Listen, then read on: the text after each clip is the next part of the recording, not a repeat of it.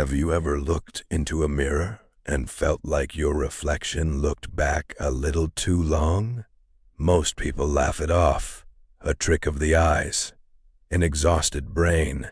But what would you do if one night your reflection smiled before you did? This story isn't about a haunted mirror. It's about something that has been waiting behind the glass for someone exactly like you. If you're alone right now, don't look into the nearest mirror until this story is over, because after tonight, you might not recognize who's staring back. Adrian had always lived alone, 28 years old, graphic designer, worked from home, quiet life, the kind of person neighbors barely noticed. Every morning followed the same routine. Wake up, coffee, laptop, work until midnight. His apartment was small but comfortable. The bathroom mirror sat directly across from the bedroom. Every morning, every night, he walked past it. Nothing unusual until Tuesday. It was 12:43 a.m.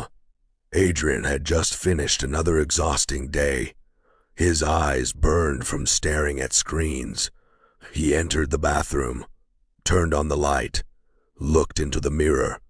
For just one fraction of a second, he could have sworn. His reflection blinked, slower. He frowned, then laughed. Lack of sleep. He splashed water on his face, looked again. Everything was normal. Or so he thought. The next night, it happened again. This time, he raised his right hand. His reflection copied him perfectly. Then, just before he lowered it, the reflection hesitated. Only half a second, but Adrian noticed. His stomach tightened. He stepped closer. The reflection stared back. Exactly the same. No delay, no mistake. Maybe he imagined it. By Friday, sleep became impossible. Every time he walked past a mirror, he caught himself watching, waiting, testing. He smiled. The reflection smiled. He waved. The reflection waved. Everything seemed normal until he decided to walk away. Without breaking eye contact, he reached the bathroom door, still staring, still watching himself. Then, his reflection didn't stop watching. Adrian had already turned away, but inside the mirror, he was still standing there, watching him leave. His heart nearly exploded. He spun around. The mirror showed only him. Exactly as expected. Nothing strange, nothing impossible. Except he knew what he'd seen. That night, he covered every mirror in the apartment with blankets. Bathroom, bedroom, hallway, even the microwave's reflective door. He felt ridiculous, but safer. At least, he thought so. At exactly 3:17 a.m., he woke up. Someone was knocking from inside the bathroom. 3 slow knocks, not on the apartment door, on the bathroom mirror. He froze. The knocking continued, steady, patient, almost polite. Then, a voice, soft, almost identical to his own. "Adrian, can I come out now?" He didn't move. Didn't breathe, didn't answer. The knocking stopped. Silence filled the apartment. Then, one final whisper. "You've had your turn." Morning finally arrived. Adrian packed a bag. He left immediately, spent the day at work in a nearby cafe, anything to avoid going home. As sunset approached, his phone buzzed. A notification. His apartment security camera had detected movement. He opened the app. The apartment was empty, except someone was standing in the bathroom, only visible through the uncovered mirror. The figure looked exactly like Adrian. Same clothes, same face, same tired eyes. It slowly raised one hand, then smiled. A wide, unnaturally wide smile. The camera suddenly lost signal. Adrian called the police. They searched the apartment. Nothing. No intruder. No broken windows. No evidence. One officer chuckled. Maybe take a vacation. Adrian wanted to scream. Instead, he stayed at a hotel, far away. No mirrors. Or so he requested. At 2 a.m., he got up to use the restroom. He washed his hands, looked down, never looked at the mirror. Then, he heard someone breathing, directly in front of him. He slowly looked up.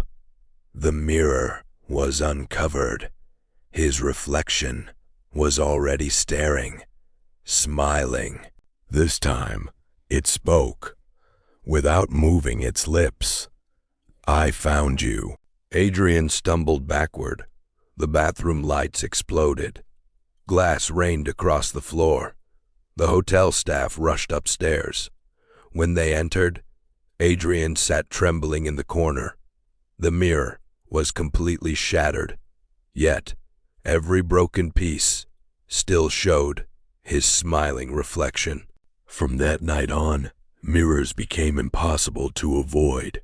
Store windows, car mirrors, phone screens, black television displays. Every reflection contained something wrong. Sometimes his reflection blinked late. Sometimes it smiled too long. Sometimes it whispered words he couldn't hear, but he knew it was talking. Weeks passed. His health deteriorated. Dark circles, weight loss, paranoia. Doctors diagnosed stress. Psychologists suggested hallucinations. Medication changed nothing, because every night the reflection grew more confident. It no longer copied him. It anticipated him. One evening, Adrian intentionally smiled. The reflection didn't. Instead, it tilted its head, curious, as if observing an animal. Then, it raised its own hand. Even though Adrian hadn't moved, his blood turned cold. The reflection no longer needed him. That same night, every mirror in the apartment began humming, a deep vibration, like distant machinery. The air grew colder. The lights flickered. One by one, the blankets covering each mirror slid onto the floor by themselves. The reflections all turned toward him, not forward, toward him. Each one from different rooms, different angles, watching, smiling, waiting. Then they all spoke together. "You've been practicing. Now it's our turn." Every reflection stepped closer, not outside, inside the mirrors, walking toward the glass, like people approaching a window. Adrian ran. Bedroom, hallway, kitchen. Every reflective surface contained another version of himself, each one smiling, each one walking closer, until all of them pressed their hands against the inside of the glass. Cracks spread across every mirror, not from the outside, from within. Something was pushing. The bathroom mirror shattered first. A hand emerged. It looked human until it bent. Too many fingers, too many joints. Then another hand, then a face. His face, still smiling. The creature stepped into the apartment, perfectly identical. except its smile never disappeared. Its eyes never blinked. It looked at Adrian like a man examining old clothes. "You've been wearing this face long enough," it whispered. Adrian grabbed a lamp, smashed the nearest mirror. Another reflection climbed out. He smashed another. 2 more appeared. Every broken mirror became a doorway, not an exit, an entrance. He fled the apartment. Neighbors later reported hearing screams, breaking glass, furniture collapsing. Then, silence. Police forced open the door. The apartment was destroyed. Hundreds of shattered mirrors. Blood everywhere. No body. Only footprints.